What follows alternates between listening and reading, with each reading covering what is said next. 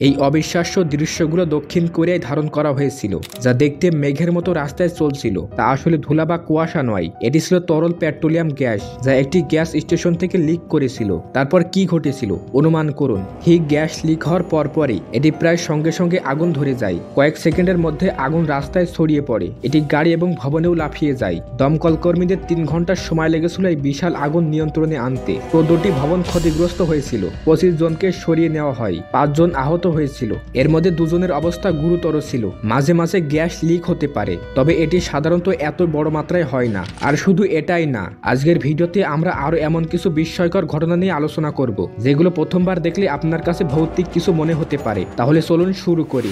এই দৃশ্যগুলো 30 মে 2024 সালে বেইজিং এ তোলা হয়েছিল। সেদিন বেইজিং এ ঝড় হচ্ছিল। সিসিটিভির সদর দপ্তরের কাজ পরিষ্কার করার জন্য একদল কর্মী কাজ শুরু করেন। তারা অনেক উঁচুতে ওঠার পর আবহাওয়া হঠাৎ খারাপ হয়ে যায়। বাতাসের গতি 8 থেকে 10 বিফোর্ট স্কুলে পৌঁছায়। এটি পুরো শহরে বিশৃঙ্খলা সৃষ্টি করে। এই ঝড়ো আবহাওয়ার মধ্যে কয়েকজন কর্মী দড়ি দিয়ে ঝুলেছিলেন। সৌভাগ্যের বিষয়, তারা সবাই নিরাপদে নিচে নামতে সক্ষম হন। কেউ আহত হননি। পানি শীতল করালে বাষ্পে পরিণত হয়, এটা সাধারণ পদার্থবিদ্যা। কিন্তু যখন লিডেন ফ্রস্ট ইফেক্ট হয়, তখন ঘটনা অন্যরকম হয়। এখানে তরল আর এখানে গরম পৃষ্ঠ। তাহলে কেন স্বাভাবিকভাবে মিশে যায় না? পানি কেন এখানে নাচতে থাকে? ঘটনাটি এমন, পানি ফুটতে শুরু করার একটি নির্দিষ্ট তাপমাত্রা থাকে। এটিকে বলা হয় বয়েলিং পয়েন্ট। বিভিন্ন তরলের বয়েলিং পয়েন্ট ভিন্ন হয়। যদি তরল এমন একটি পৃষ্ঠে পড়ে যার তাপমাত্রা তার বয়েলিং পয়েন্টের চেয়ে অনেক বেশি, তখন লিডেন ফ্রস্ট ইফেক্ট হয়। এটি বোঝা বেশ কঠিন, কিন্তু এটি খুবই মজার। দুঃখজনকভাবে যখন এটি ঘটে, তখন তরলের পরিমাণ একই থাকলেও তরলের পৃষ্ঠের গুণাবলী এবং অশুদ্ধতার কারণে ফুটন্ত বিন্দু পরিবর্তিত হতে পারে।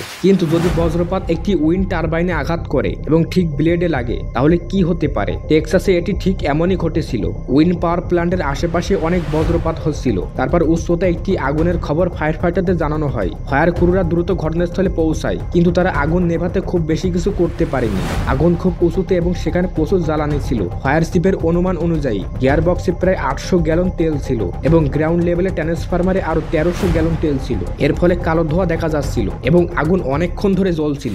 এবার কল্পনা করুন, আপনি একটি ট্রেন স্টেশনে দাঁড়িয়ে আছেন আর আপনার ট্রেন প্ল্যাটফর্মে ঢুকছে, কিন্তু ট্রেনটির সামনের অংশ রক্তে ঢাকা। আসলে এটি হাই স্পিড ট্রেন। এই ট্রেন এত দ্রুত চলে যে আশেপাশের পাখিরা সংঘর্ষ এড়াতে পারে না। ফলস্বরূপ রক্তের দাগ টেনে লেগে থাকে। এটি দুঃখজনক এবং পরিবেশবিদ্যাতে উদ্বিগ্ন। বন্য প্রাণীরাই সাধারণ হাই স্পিড ট্রেনের কারণে ক্ষতিগ্রস্ত হয়। পরিস্থিতি পরিবর্তনের একমাত্র উপায় হলো প্রাণীরা নিজেদের খাপ খাওয়াতে শিখুক এবং বুঝতে পারুক এই এলাকায় ওরা নিরাপদ নয়। কিন্তু পাখিদের এই শিক্ষা দেওয়ার ক্ষমতা কেবল তাদের নিজেদের। ভূমিকম্পের সময় ভয়ঙ্কর অনেক কিছু ঘটে, কিন্তু যখন মাটি শ্বাস নিতে শুরু করে, তখন তা অতিরিক্ত ভয়ের। জাপানে এমন কিছু ক্যামেরায় ধারণ করা হয়েছিল যেখানে মাটি আসলেই নড়েছিল, কারণ অঞ্চলটি রিক্টার স্কেলে 7.5 মাত্রার ভূমিকম্পে আঘাতপ্রাপ্ত হয়েছিল। সেই ভিডিও দ্রুত ভাইরাল হয়েছিল। তবে এর একটি ব্যাখ্যা রয়েছে। এটি ঘটে যখন মাটির নিচে জলমগ্ন শিলা ভূমিকম্পের কারণে ক্ষতিগ্রস্ত হয়। এটি যদি ভবন বা অন্য কাঠামোর নিচে ঘটে, তাহলে বড় ধরনের ক্ষতি হতে পারে। ভূমিকম্পের সময় মাটিতে রিং আকৃতির ফাটল দেখা দিতে পারে। এটি যদি খোলা জায়গায় ঘটে, তাহলে আশেপাশের মানুষ ভয় পায়। 2024 সালের 8 এপ্রিল এই চিত্রগুলো তোলা হয়েছিল। সেদিন বহু দেশে মানুষ নিজ চোখে সূর্যগ্রহণ দেখার সুযোগ পেয়েছিল। তবে সবকিছু মহাকাশ থেকে অনেক আকর্ষণীয় লাগে। সূর্যগ্রহণ মূলত চাঁদের ছায়া, যা পৃথিবীর নির্দিষ্ট স্থানে পড়ে এবং ধীরে ধীরে সরে যায়। এটি একটি দুর্যোগমূলক সিনেমার দৃশ্য।